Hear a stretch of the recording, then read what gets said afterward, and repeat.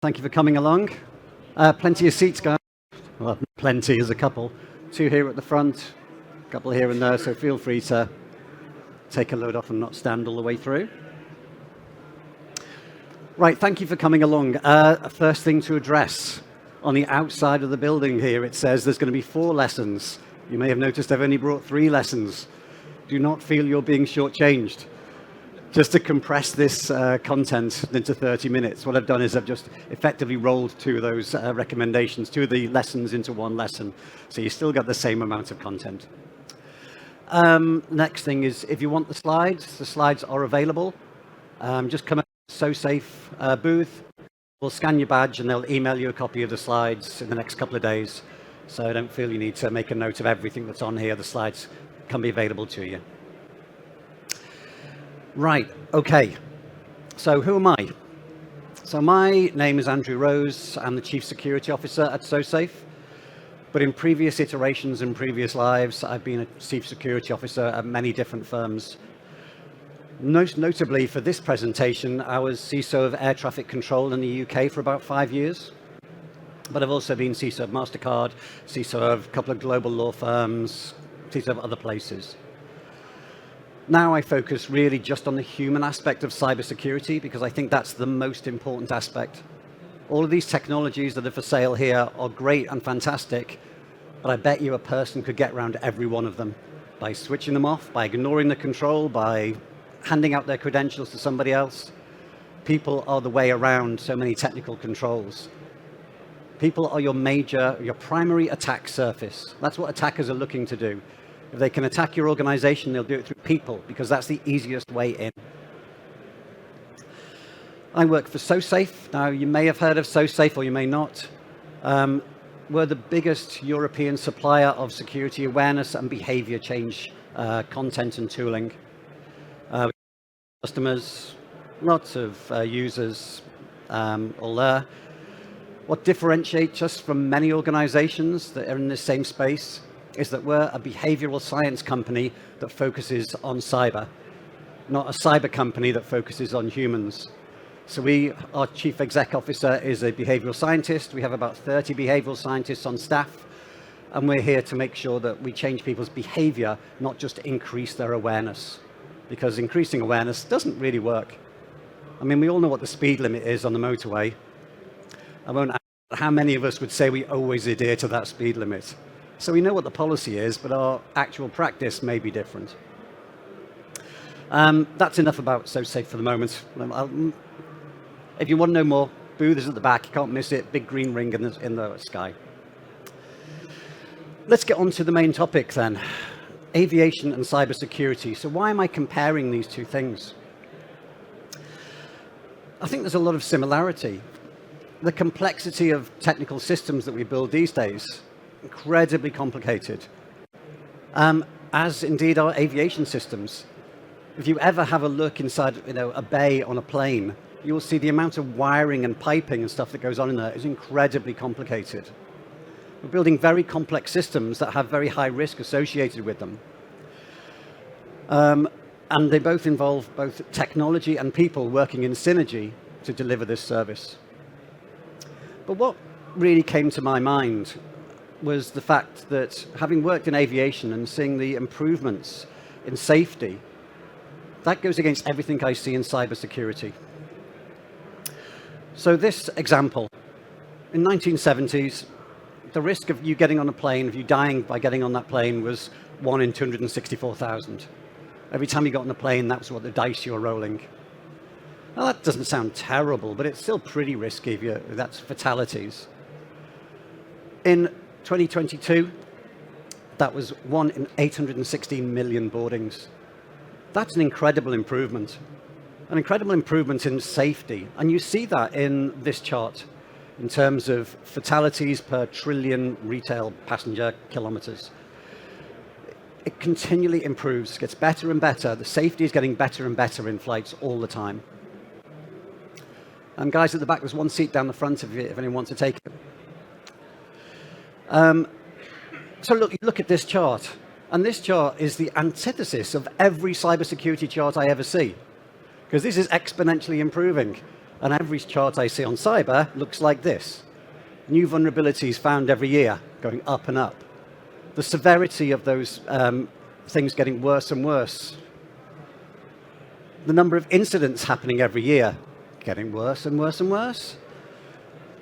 How much it costs us globally. I think we're up to, where are we on that one? According to the estimate, it should be around $10 trillion a year cybersecurity is costing us. And all under the auspices of increased spending. So we're seeing spending going up and up every year as well. Every cybersecurity chart you care to look at looks like this. Things are getting worse, things are costing more, we are working harder and getting less results. So why is it that aviation can have this track record and cybersecurity has that track record? What are they doing differently that we can learn from? It didn't come from just training the pilots better. It wasn't just about a technical control here or there. It was about an ecosystem that was redesigned to improve the culture, improve communications, and have some design principles. And I'm going to walk you through some of these changes they made to really improve aviation.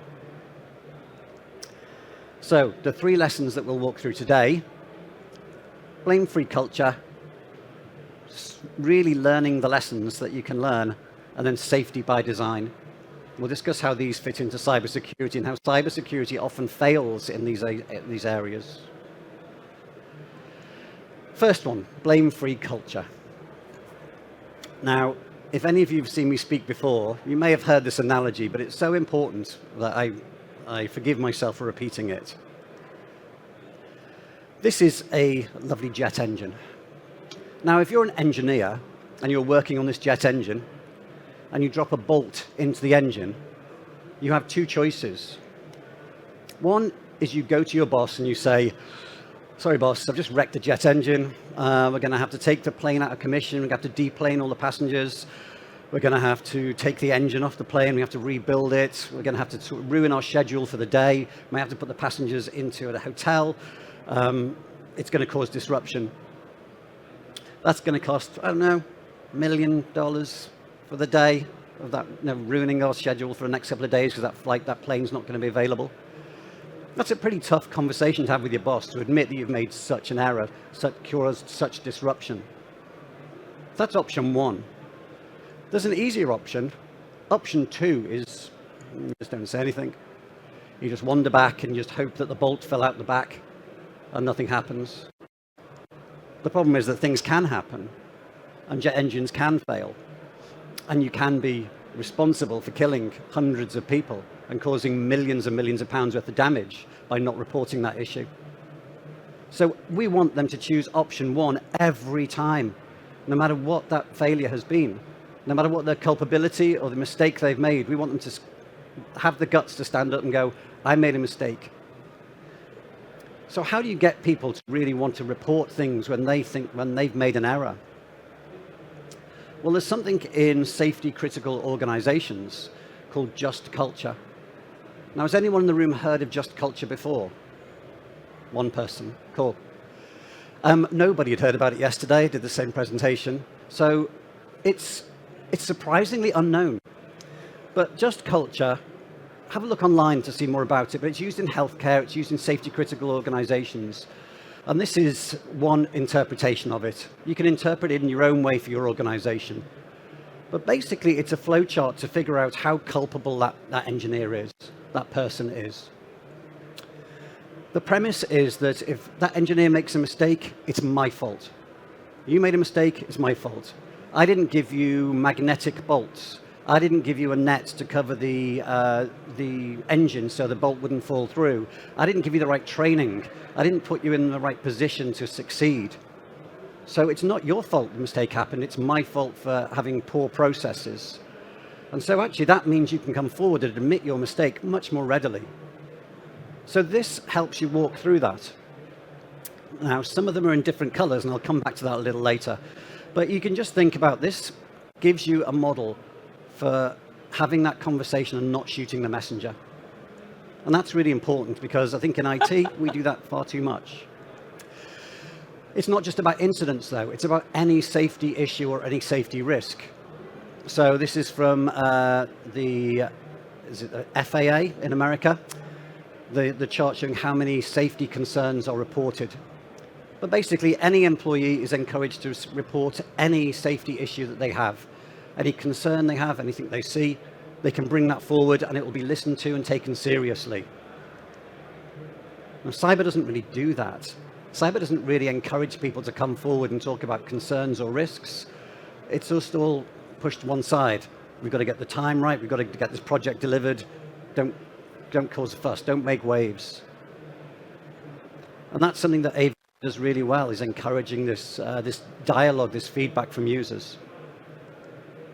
So lesson 1, have a look at just culture. Have a think whether that could work in your organization in some form, where you're taking the pressure off the user to admit that they've been culpable, and you're taking that on yourself to say, yeah, you're right, our processes could have been better, our controls could have been better, it's not your fault you clicked on the link, we hadn't trained you about links looking like that, we hadn't trained you about our DLP solution.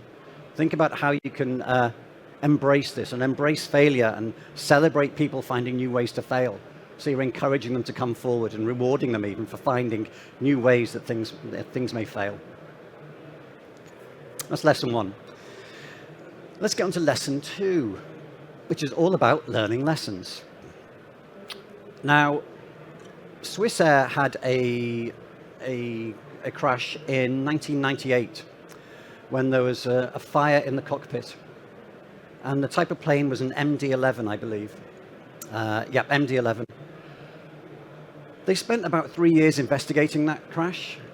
And when they found out what caused it, which was faulty wiring in the cockpit, which was then exacerbated by the insulation that went around that wiring, which could be flammable in certain cases, what they did is they figured out, okay, so that's where the risk is. What they did at that point, they retrofitted every MD-11 in existence. Not just the ones in the Swissair fleet, but everyone that had an MD-11 plane, they went and retrofitted it and changed the wiring and changed the insulation. So that lesson was learned from one crash across every plane and every provider. And Aviation does this really well. They don't let things happen twice. If they find an error, they will fix it. This is not what happens in cybersecurity. As a personal bugbear of mine, the OWASP top 10 drives me nuts. The OWASP top 10 has been the same for about 10 years. The developers are making the same mistakes in over and over and over again. We don't learn our lesson once, we learn our lesson every bloody day. So it's something we need to figure out, that unpatched technologies, legacy tech, and people are really key in what causes issues in our organizations, yet we don't get to the root cause and fix that. Now, I couldn't talk about a presentation about aviation and safety without addressing, obviously, the recent tragedy with Air India, because I did this presentation a couple of months ago, and a week later this happened. So I have to address this. Now, they don't know what caused this issue or this crash at the moment, and it will probably take a while for them to figure that out, because they do very, very in-depth analysis of crashes. They don't just rush to the first thing that seems to be the issue, just for the press appetite. And then once they find that issue, they will fix it. Now, at the moment, the allegation seems to be the power went off in the jet engines just shortly after takeoff. Now, whether that could be a software fault is being investigated, or whether it could be a human issue. Perhaps somebody changed the power to go into the engines. There's already a control in place for that, to stop that being done accidentally. It's not just a lever you can lean on and push down and turn the engines off. You have to actively pull it out, turn it around, and sort of change it. So it's a very active mechanism you've got to sort of work against. There are controls in place already. But if that control failed, you can bet that what will happen is that organizations will change the design in every plane. That lesson will be learned once and delivered everywhere. And one way to make sure that we don't forget these lessons is checklists. And you'll find any one of you who are private pilots will know that you have a checklist for sort of takeoff, for landing, for parking, for everything, for prepping your plane before you take off, so you don't miss anything. And checklists are used universally across aviation, in the major planes and the little ones. It's used in many safety-critical organizations. Healthcare, surgeons use them to make sure that when they're going through a surgery, everything is done by the book. And the benefit of this, lessons are not forgotten. They're not left behind.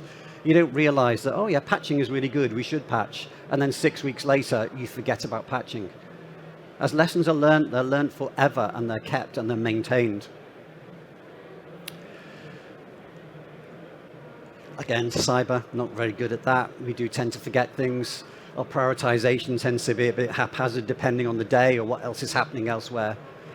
We're just not good at being consistent in our activities. One day we'll patch things, the next day, oh, too busy, project's in the way, leave it for a week, leave it for 2 weeks.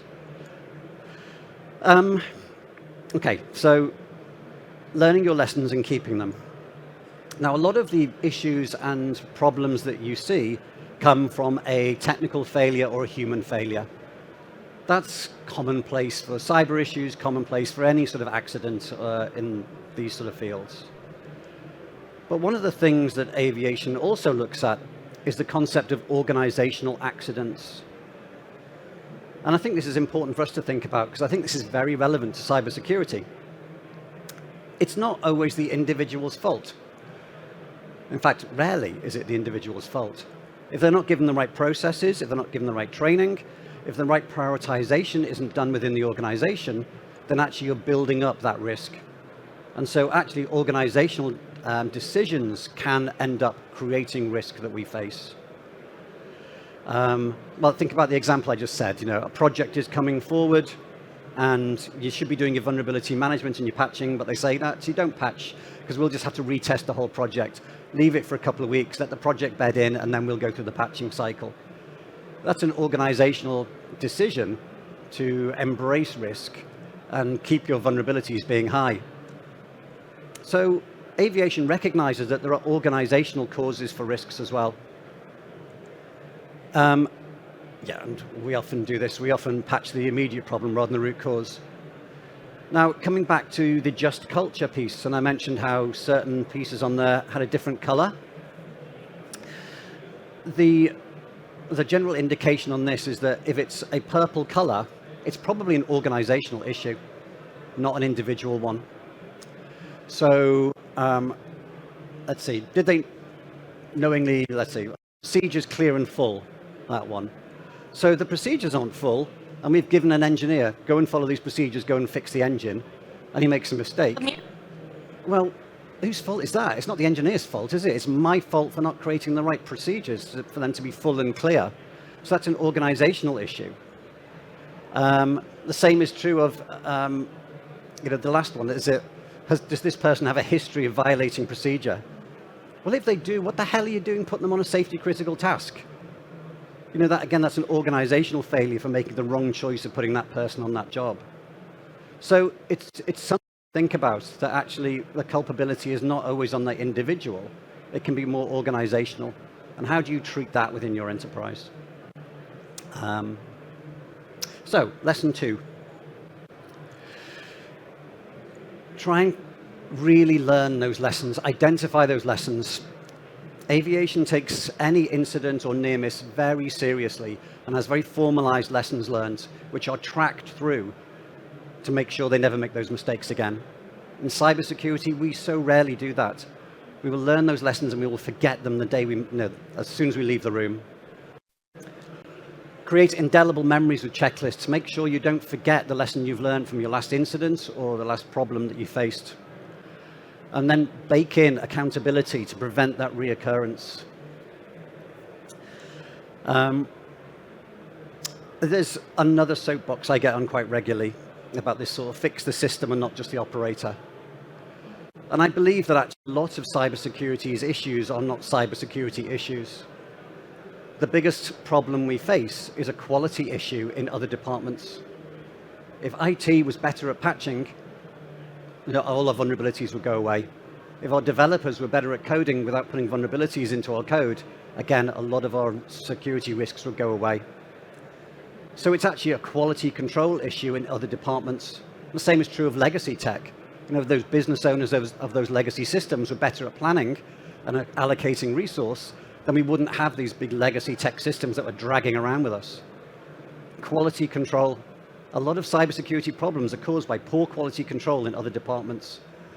And I think quality control actually resonates pretty well at the board level. They understand quality, whereas cybersecurity is something they can perhaps don't always understand.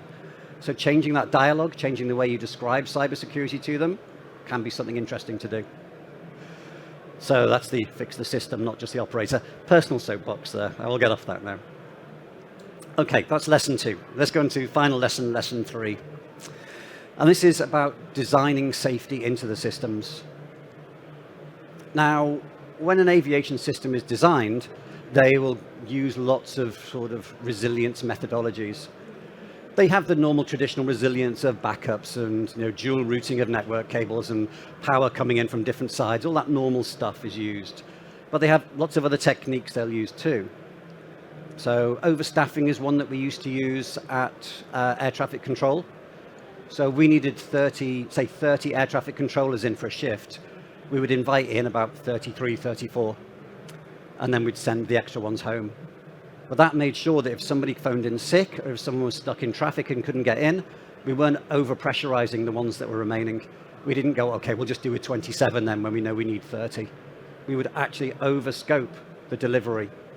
And that's a problem that organizations face these days because of cultures like lean culture, where the business leaders are trying to strip every piece of fat out of our organizations, and that doesn't give us the ability to deal with challenges.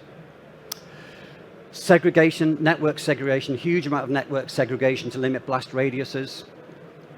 System B architecture. How to explain this one? The most important thing you can do in air traffic control, the most critical piece, is being able to speak to the aircraft. If you can't speak to the aircraft, everything else is just lost. And if all the other systems go, you can still keep safety as long as you can speak to the aircraft. So that's the most important aspect.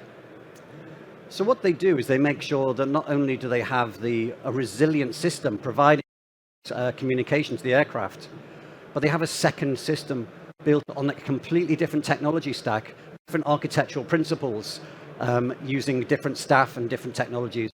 So if that first one has a catastrophic failure, they can switch over to a system B, and they know that whatever technology stack that was built on that may have just failed horribly, system B can take over and it has none of the same issues.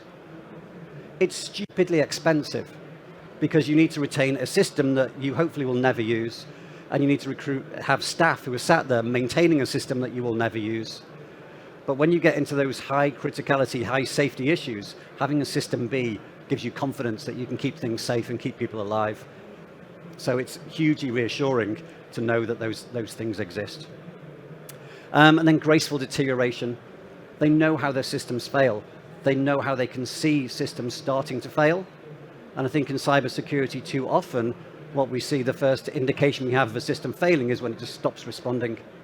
In aviation, that's not the case. They can start to see any issue beforehand, which gives them an idea, and they know how the failure will go, so they can manage it through. So there's lots of resilience things that are baked into aviation systems.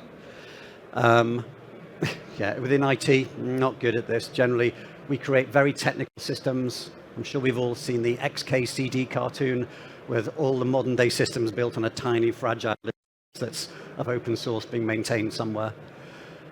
And that one, service continuity, is often just a different department. Other people look after service continuity, but it's all part of the same piece.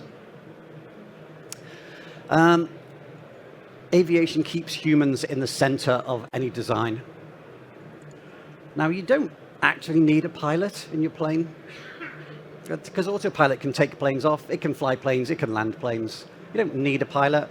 You don't need an air traffic controller. Frankly, a computer could probably do it better. It's four-dimensional modeling of three-dimensional objects moving in time. A computer could do that all day. But what you want is you want someone who's experienced, who's knowledgeable, who's well-practiced and expert picking up the pieces when that goes wrong. So if your autopilot fails, you want a pilot there who goes, okay, I can fly a plane every day. I know how to do this. And that's why they switch the autopilot off to come and land and take off. They do it on purpose. They do the hard bits themselves to keep themselves trained and able to do this. Same with air traffic controllers. Could be done by computer, but it isn't, because people can make better decisions. So we keep humans in the loop for resilience. And then we use sort of nudges and confirmations to help them. So in the cockpit, different alerts will have different sounds, so you know where to look. You don't just have one klaxon and then you have to look at all the dials and figure out what's just happened. Different alerts will direct you into different places. So we speak to the humans, we make sure that we're engaging with the humans. Within cyber, we don't. We just create very technical, complicated systems that nobody understands. And then we have this horrific issue of breeding acceptance of risk by creating systems that churn out hundreds of alerts that no one ever pays any attention to. And anyone who works in the SOC will recognize that on a minute-by-minute basis. Why do we do this? Why do we create alerts that you can ignore and hide the real alerts into huge amounts of other data? That's not how it works in aviation at all. And the human aspect is key. This photo I took from my time in air traffic control. This is a human study we did on an air traffic controller. We did it across multiple of them to make sure that we understood the stress and pressure they were under and to understand their capacity for managing multiple flights. So we could track their brainwaves as they were doing their day-to-day job to see how much capacity could we give them before their capability to be accurate starts to decline. So we made sure that the human aspect was so important that we understood all this. And the same is true of all the psychological aspects. The workload is true, but stress. Anybody who has an incident in air traffic control or a near miss is immediately taken off shift so they can go away and chill out and calm down. There's no way you want them to continue working if they've just been through an incident like that. So humans are very much supported. So what's the lesson from this? Building that resilience. Think about resilience and contingency at all times. And I think resilience is a term that probably needs a quick definition. Probably I should have done that at the start, but let's define it now. Because I think that things in the cyber industry have changed a lot. It used to be, in my day, IT security. And then it moved to information security when we realized that information really had value and it wasn't just about keeping viruses off computers. Then it moved to cybersecurity when we realized that, hang on, these information and digital attacks can have a real world outcome and it can actually destroy systems and capabilities and services. That became cybersecurity. And now we've moved into cyber resilience. And what's the difference between cyber resilience and cybersecurity? I think the major difference is service continuity. In cybersecurity world, you have an issue, you have an incident, and you can recover from it. So, okay, we've had ransomware, our systems are down, we'll rebuild from the backups, we'll get it all working again, and in 2 days we'll be back and working. Awesome. That's a cybersecurity mentality. A cyber resilience mentality is, we have an attacker in our system, but we're still producing our service, we're still delivering on our service. And think about the air traffic control example. You can't just switch it off for 2 days while you get rid of the attacker. You have to maintain that service 100% of the time, no matter what the situation is. And that's now not relevant just to air traffic control and to safety critical services. It's becoming more and more relevant to every organization around the world. If you're on Amazon, if you're a healthcare provider, if you're whatever, if you're providing services, I don't know, across the web, having that 100% uptime is becoming more and more important. So you need to be moving into that cyber resilience world and not staying in that cyber security world. How can you keep your service running even though you're being attacked? Blah, blah, blah. Train staff. Humans are important to every control that you have, every security control you have. As I said at the start, humans are involved in. They're involved in every service you provide. They are the fundamental component of your company. Train them. Make sure they understand where they sit, why they're a part of the control stack, and what value they can offer. Running out of time, so let me just go through this. Things you can do. Start thinking about psychological safety. How can you make sure that people will come to you and tell you when they've made a mistake or created an error? Make sure you learn from every lesson. Every incident, every near miss, everything that happens to a peer organization, embrace that and learn what you can. Collaborate with your colleagues in different organizations. Learn from their incidents too, but learn those lessons properly. Don't just learn them and then forget them straight away. And then design for resilience. think about how you can move into that cyber resilient phase rather than cybersecurity. And here are some of the things you can do: blameless incident reporting, checklists for incident response, train staff to recognize threats, and finally recognize that that human factor is so important in every aspect of what I've talked about and every aspect of what you do. So that's me done. Sosafe, just to remind you, we're an organization that really focuses on changing people's behavior, on making sure that the people you have in your organization make the right choices at the right time to keep your service running and to protect your organization and keep those controls effective. We're at the back. Come and have a look at us. Come and have a chat with us. And again, if you want this deck, just come to the back and they'll scan you and we'll send you the deck as well. But on that, I would say thank you for your time. I appreciate it, and have a great day here. Thank you.